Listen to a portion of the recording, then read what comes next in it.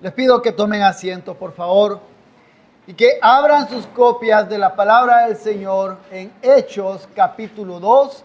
En sus boletines dice versículos del 42 al 47, pero vamos a iniciar la lectura desde el versículo 41.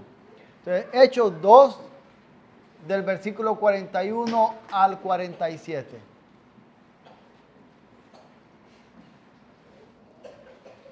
Leemos la palabra del Señor. Entonces los que habían recibido su palabra fueron bautizados y se añadieron aquel día como 3,000 almas y se dedicaban continuamente a las enseñanzas de los apóstoles, a la comunión, al partimiento del pan y a la oración. Sobrevino temor a toda persona y muchos prodigios y señales se hacían por los apóstoles. Todos los que habían creído estaban juntos y tenían todas las cosas en común. Vendían todas sus propiedades y sus bienes y los compartían con todos según la necesidad de cada uno. Día tras día continuaban unánimes en el templo, partiendo el pan en los hogares. Comían juntos con alegría y sencillez de corazón, alabando a Dios y hallando favor con todo el pueblo. Y el Señor añadía cada día al número de ellos los que iban siendo salvos. Señor, venimos ante ti terminando este día del Señor, este día de adoración. Y te pedimos que concedas que tu palabra forme a Cristo en nuestras vidas. Que lo que aquí aprendamos hoy, lo que aquí escuchemos, no solo queden palabras que resuenan en la cabeza, sino que lleguen a nuestro corazón y ponen nuestras manos a trabajar para tu gloria, Señor. Te pido que puedas guiarme mientras predico la palabra a mis hermanos. Que sea tu Espíritu Santo guiando mis pensamientos, mis palabras y todo lo que soy. En el nombre de Jesús. Amén. Creo que todas las familias tienen tradiciones. En mi casa hemos adquirido una tradición de ver películas los viernes por la tarde, al final del día y algunos sábados también. Y todos crecemos alrededor de estas tradiciones. Cada uno de ustedes puede pensar las tradiciones que tienen en su casa. Las cosas con las que están creciendo, con las que crecieron. Es la forma como es la familia. Y lo que vamos a ver en el texto de hoy es las características de la familia de Dios y cómo la familia de Dios crece alrededor y a través y por medio y en estas características. Mi objetivo es que lo podamos ver en 3 puntos: la vida en la iglesia, la reacción fuera de la iglesia, el crecimiento de la iglesia. Veamos primero la vida en la iglesia. Hay algo que es interesante en lo que acabamos de leer, y es que vemos que hay algo que solo hacían los apóstoles. Y dice que eran prodigios y señales. En algunas versiones dicen milagros. ¿Por qué quiero llamar la atención a esto? Quiero llamar la atención porque eran solo los apóstoles los que estaban haciéndolo en este momento.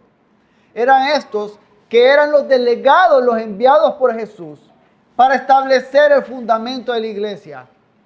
Los que estaban haciéndolo. No era algo que sucedía con toda la iglesia. Eran solamente los apóstoles. Ahora, si vemos algo que estaba pasando con toda la iglesia. Si vemos algo que todos y cada uno de ellos estaba haciendo. Y no es un solo algo, son varios algones. Entonces vamos a verlo acá. Lo primero que vemos es que había una predicación constante. Ellos perseveraban en la enseñanza de los apóstoles. Esto se refiere a estar en la palabra, lo que Jesús había enseñado a los apóstoles, a lo que Jesús dijo, orando con ellos en el aposento alto, como nos dice el Evangelio de Juan, que les dijo que el Espíritu Santo les iba a hacer recordar todo lo que Él les había enseñado para que lo transmitieran. Ellos estaban perseverando en las enseñanzas de Jesús a través de las enseñanzas de los apóstoles. Y es algo que podemos pensar, que en toda época de la historia, cuando la iglesia ha crecido, ha sido a través de la palabra predicada. Ha sido alrededor de la palabra siendo expuesta y presentada, como la iglesia ha crecido. Y nosotros hoy seguimos en la enseñanza de los apóstoles, a través de la fiel exposición de la palabra del Señor. Esto es distinto a como la iglesia católica quiere enseñar, que habla de la tradición apostólica, que son prácticas que ellos dicen que han heredado de los apóstoles, lo cual no podemos verificar de ninguna fuente o de fuentes que dudosas a veces, pero sí podemos ver que aquí está la enseñanza de los apóstoles que recibieron de Jesucristo, en la cual nosotros hoy nos aferramos y podemos decir, nosotros nos aferramos a la enseñanza apostólica. Algo más que podemos ver en ellos es que había comunión. Y volvemos a ver la palabra juntos, que hace referencia a esto de estar unánimes, a ser parte. Y algunos, hoy tuvimos recepción de nuevos miembros. Hoy tuvimos membresía. Alguna persona va a decir, no existe la palabra membresía en ninguna parte de la Biblia, tampoco existe la palabra Trinidad. Pero está inherente, es parte de todo lo que está aquí. Podemos llegar a ella y podemos ver cómo había una membresía, cómo saber quiénes éramos parte de algo, quiénes eran parte de algo. Si usted va a una escuela, para que usted lo deje ingresar, muestra que es estudiante de esa escuela. Si usted va a un lugar de trabajo, le piden el carnet del lugar de trabajo, le piden que muestre quién es. En este momento no lo hacían porque se conocían quiénes eran, pero estaban juntos. Y una buena forma como la iglesia puede estar juntos cuando la iglesia se membresía. Cuando la iglesia dice públicamente, hey, yo soy de ustedes. Yo soy de ustedes. Me pongo la camiseta y somos del mismo equipo. Estamos juntos. Esa es una forma también en cómo podemos ser miembros o cómo podemos estar juntos. Entonces, ellos estaban perseverando, estaban juntos y había hospitalidad en casas. Ellos iban a las casas, estaban en el templo y se iban a las casas a partir del pan y comían y estaban juntos. Había comunión entre ellos. Disfrutaban ese tiempo, estaban ellos ahí en templo y en sus casas compartiendo. Se abrían las casas para que pudieran estar todos juntos. Esa es una característica que vemos. De hecho, la autora Rosario Butterfield, ella dice que una vez leí en medio de COVID, que decía que tristemente en medio de COVID no tuvimos el valor que tuvieron los primeros cristianos, que ellos abrían las puertas de su casa, aunque eso podría significar la muerte, para recibir a otros cristianos. Y a veces en medio de COVID no lo hicimos por temor a la muerte. Dejamos de abrir las puertas a aquellos por los que Cristo murió. Se abrían las puertas para compartir. Y esto es lo que estamos viendo. Porque tenían que abrir las puertas. Si acabamos de leer que se convirtieron 3,000 almas, 3,000 personas fueron bautizadas. No creo que ni siquiera hoy hay una casa que yo conozca que quepan 3,000 personas. Tenían que estarse compartiendo y visitándose juntos. Entonces, esta es una de las marcas que vemos que estaba sucediendo con ellos. Ayer, mientras hacíamos recorrido con Aarón, cuando hablábamos con algunos de los que hicieron membresía hoy, hubo alguien que dijo, yo disfruto estar con la familia de la fe. Yo disfruto estar con los que son creyentes. Y no es lo mismo que siento cuando estoy con los que no son creyentes. Siento algo distinto, decía. Y eso es algo que debería ser inherente en cada uno de nosotros. No digo no amar a otras personas que están fuera de la familia de la fe. Es que tendríamos que preferirnos, como nos dice la palabra del Señor. Prefiéranse unos a otros y que sea nuestro deseo ferviente estar juntos. Estar juntos. Poder abrazarnos, podernos ver, aguantar que yo los esté molestando. Disfrutarnos. Estar juntos. Entonces, esto es lo que pasaba con ellos. Luego vemos también algo, que además de esta comunión, además de la fidelidad a la predicación de la palabra del Señor, habían los sacramentos expuestos entre ellos. Vemos que partían el pan, y esto hace referencia a la cena del Señor, pero vemos en el versículo 41 que fueron bautizados todos los que creían en la palabra. El bautismo y la cena del Señor era parte de la vida de esta iglesia. Los sacramentos, ver la obra del Señor, era parte de lo que esta iglesia hacía. Y debe ser parte de lo que cada iglesia hace. Debe ser parte de un anhelo de lo que nosotros hacemos. Hoy vimos 2 bautismos, uno en la mañana, ahorita en la noche. Y si el Señor lo permite, el próximo domingo tenemos cena del Señor. Es ver y ser parte y disfrutar los sacramentos. Entonces, esta era parte también de lo que hacían juntos. Vemos oraciones. Y habla de oraciones y algunos predicadores que yo escuchaba hablaban de que posiblemente habían ciclos y momentos donde estaban orando juntos. Podemos recordar a Juan y Pedro yendo al templo de la Hermosa a 1 de la tarde y cuando se encuentran al cojo y le dicen levántate, no tenemos oro ni plata.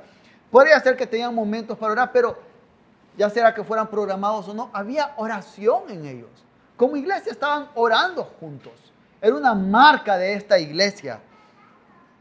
Y también había un cuidado de unos a otros.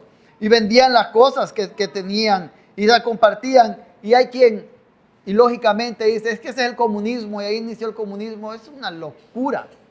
Lo que está poniendo aquí es el principio de cuidados unos a otros. Y en ese momento, la aplicación de ese principio, esta iglesia consideró que tenía que ser a través de vender cosas. De hecho, vemos que cuando más adelante vamos a llegar a Ananías y Zafira, ellos, los apóstoles, le dijeron, podías quedarte con tu terreno, no tenías que venderlo. Entonces no estaban obligados, no era una secta que tenían que vender todo e irse a vivir juntos. Era un deseo, era la forma como muchos querían aplicar el principio de cuidarse unos a otros en ese momento. Entonces, vemos que hay ese principio de cuidarse. Vemos que hay ese principio de estar pendiente de otros. Y esta es una pregunta y una invitación para nosotros hoy. Nosotros estamos cuidándonos unos de otros. A veces podremos ofrecer un alivio económico para alguien, a veces no. A veces lo que podemos hacer es orar por alguien o ser un Bernabé, un hijo de consolación y dar ánimo a otro. A veces no sabemos cuando le decimos a alguien una palabra de ánimo, recordando de las promesas del Evangelio, cómo estamos ayudando a esta persona. A veces podemos servir a alguien, cuidando a alguien, yendo a asear su casa, porque no tiene cómo asearla, o acompañándole compras. Hay muchas formas como podemos aplicar este principio de cuidarnos como familia de la fe. Y esto es lo que estamos viendo que está acá. Y luego vemos que ellos estaban yendo al templo.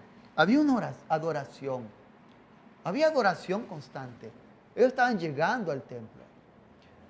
Y todo esto lo hacían con alegría y sencillez de corazón. Algunas versiones dicen con alegría y generosidad.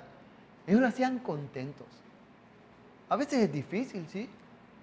A veces es difícil poder hacer esto, amarnos como iglesia de alguna de estas formas.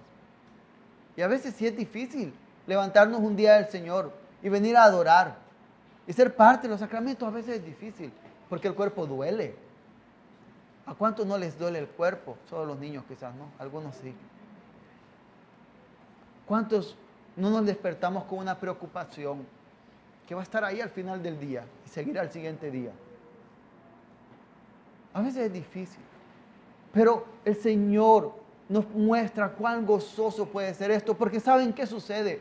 Cuando hacemos esto, cuando vemos los sacramentos, somos parte de ellos, cuando la palabra es predicada fielmente a nosotros, cuando hay comunión aquí y en las casas, cuando juntos oramos, cuando en cada oración que tenemos en el día del Señor hay un amén o en otros lugares oramos juntos, estamos celebrando y disfrutando lo que será la eternidad de los creyentes. Estamos celebrando lo que será todo el tiempo gozoso cuando Cristo venga y nuestros cuerpos sean resucitados.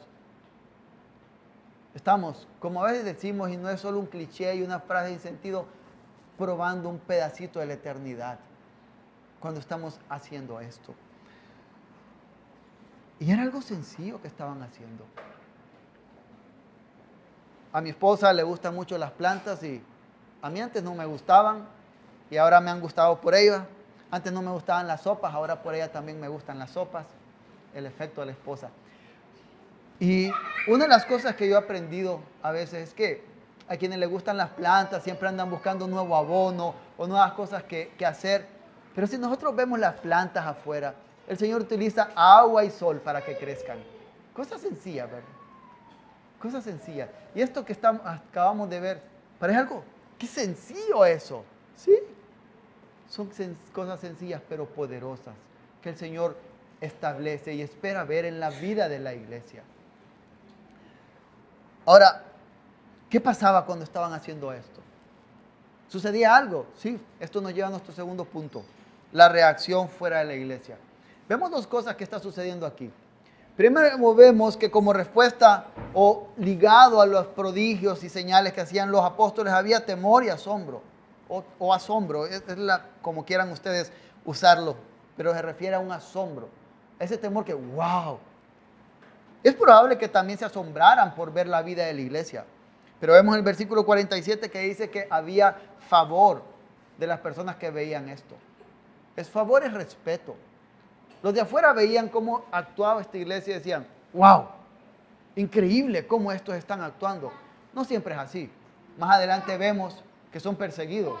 Quizás por los mismos que decían, ¡wow! Cómo viven, después los persiguen. Pero lo que sucede es que cuando la iglesia vive, que cuando como iglesia vivimos, según el principio bíblico que acabamos de ver de esta iglesia, va a haber una reacción en los de afuera, ya sea respeto de parte de algunos y asombro, o ya sea odio y persecución por parte de otros. Pero va a generarse algo, va a haber algo que va a estar pasando. Ahora, si la iglesia no genera nada, si alguien de afuera ve, miren qué igualitos, resuelven los problemas igual que nosotros. Era parte de la crítica que hacía, o la exhortación que hacía Pablo a Corintios. Están yendo afuera como los demás a resolver sus problemas. Cuando afuera no se ve algo distinto a lo que ellos viven, ¿qué interés va a dar? ¿Qué asombro genera ese tipo de iglesia? Hay un autor, estuve tratando de buscar y no lo encontré, pero créanme, hay un autor romano de los primeros siglos que mandaba una nota y dijo algo así como, es loco estos cristianos. Nosotros, desde los romanos, cuando tenemos muchas hijas y bien nace otra hija, la tiramos a un camino. Cuando nace un niño con un problema de salud que va a ser una carga, lo tiramos y estos cristianos van y los recogen. Se cuentan que habían cristianos que estaban en los caminos donde comúnmente los romanos tiraban a los niños que no querían porque no iban a ser de beneficio para la familia, y los cristianos iban y los recogían y decían, wow, los cristianos están haciendo esto, qué loco, y nosotros los desechamos. Generaba un asombro. A algunos les molestaba, a otros les daba respeto. Iglesia, cuando nosotros vivimos con estos mandamientos, con esta enseñanza que vemos acá, va a generar algo. La pregunta que tenemos que hacernos ahorita es, si afuera nos ven, habrá asombro o incluso molestia por decir esos cristianos que ven así, o simplemente va a ser, se parecen a nosotros, andan como nosotros, se tratan como nosotros, se exhortan como nosotros, buscan el beneficio propio como nosotros. ¿Qué sería lo que se vería? ¿Qué sería? ¿Qué se pensaría de eso? Ahora, cuando sucedía este asombro que estaba ahí, cuando sucedía esto, este wow, ¿qué pasaba? ¿Cuál era el resultado? Pues vemos al final, en el versículo 47, que estas prácticas eran utilizadas por el Señor, quien añadía cada día al número de ellos los que iban siendo salvos. Nosotros podemos dar fe de eso en esta iglesia. Nosotros podemos ver que la misericordia del Señor ha sido tan grande, permitiendo que pueda crecer, no solo en número, sino que en santidad, en conocimiento de Él, en varios acá, predicando la palabra, viendo y siendo parte de los sacramentos, adorando y orando juntos. Nada más. Cuando estamos en un tiempo, cuando se quieren programas, cuando se quiere siempre lo nuevo, ¿qué es lo relevante? ¿Cómo atraigo jóvenes? ¿Cómo atraigo a las personas solteras? ¿Cómo atraigo ancianos? ¿Cómo atraigo casados? Cuando se busca ser relevante. Incluso, a veces caemos en cosas que no nos damos cuenta, bien sutiles de afuera. Por ejemplo, en 1823, un presidente de Estados Unidos, apellido Monroe, estableció lo que se llegó a conocer como la doctrina Monroe, que después de la Segunda Guerra Mundial se hizo más fuerte, y era América para los americanos. ¿Qué decía esto? Que no querían europeos, era la época de revoluciones, de independencia de los españoles. Y entonces decían, no queremos europeos, América para los americanos. Y después, en la Segunda Guerra Mundial, lo que sucedió es que se hizo el mismo lema, América para los americanos. ¿Y qué sucede? La autodeterminación de los pueblos. Aquí no queremos ningún extranjero, cada pueblo es independiente y tiene que autodeterminarse. Y no estoy hablando de política ahorita, es un ejemplo que quiero decir que a veces eso lo hemos traído a la iglesia. A veces hay quienes dicen, no, en la iglesia los líderes y los que están enseñando solo tienen que ser nativos o lo que sea. No tiene sentido. Somos familia de la fe. No importa el color de nuestra piel, de nuestra cabeza. El idioma con el que comenzamos a hablar, no importa. Somos familia de la fe. Y a veces cuando compramos esas ideas de afuera, estamos quebrantando lo que el Señor ha establecido y no estamos amando a aquellos que Él ama. Y a veces no nos damos cuenta. Y esas cositas ahí entran poco a poco, como una dosis de veneno que lentamente se va dando a alguien hasta que finalmente muere, sin darse cuenta que lo estaban envenenando. Estas cosas sencillas era lo que esta iglesia estaba haciendo. Ahora, tenemos que preguntarnos, esto que acabamos de ver, la predicación de la palabra, la adoración, la oración, los sacramentos, el cuidado uno de otros, la comunión unos con otros. Iglesia, es algo que estamos haciendo. Es algo que cada uno de nosotros está haciendo. Es parte fielmente de este mandamiento, de esto que el Señor ha establecido hacer, de este patrón que vemos aquí. Si usted ahorita piensa y dice, no lo estaba haciendo, puede preguntarse, ¿cómo comienzo a hacerlo? Un buen ejemplo es ver a los otros que lo hacen. Y la mejor práctica es ser constante en la adoración cada día del Señor. Y si puede hacerlo mañana y tarde, mucho mejor. Y también pedirle perdón al Señor por no haber estado amando a los que Él ha amado de esta manera. Ahora, si usted cuando se hace esta pregunta decimos, sí, lo he estado haciendo todo esto, nos invito a que nos hagamos otra pregunta entonces. ¿Por qué lo hacemos? ¿Por qué estoy haciendo esto? ¿Es porque una expectativa y no quiero que otros me vean como fallo en esa expectativa? ¿O es porque deseo hacerlo? Porque amo estar con la iglesia. Porque amo estar con el Señor y con los suyos. ¿Cuál es el motivo? Si es porque hay un deseo ferviente, oremos al Señor para que nos permita seguir haciéndolo. Pero si es porque quiero aparentar, también pidámosle perdón al Señor y que pidamos que ponga en nosotros los afectos correctos. Ahora, tenemos que entender también por qué lo hacemos. ¿Por qué lo hacía esta iglesia? ¿Y por qué nosotros haríamos bien en hacer este ejemplo? Esta iglesia estaba imitando a Jesús. Esta iglesia estaba creciendo en semejanza a Jesús, quien les enseñó y les predicó la verdad, quien estableció el sacramento de la cena del Señor, quien les enseñó a orar, les dijo cómo orar y lo veían orando y oraba con ellos.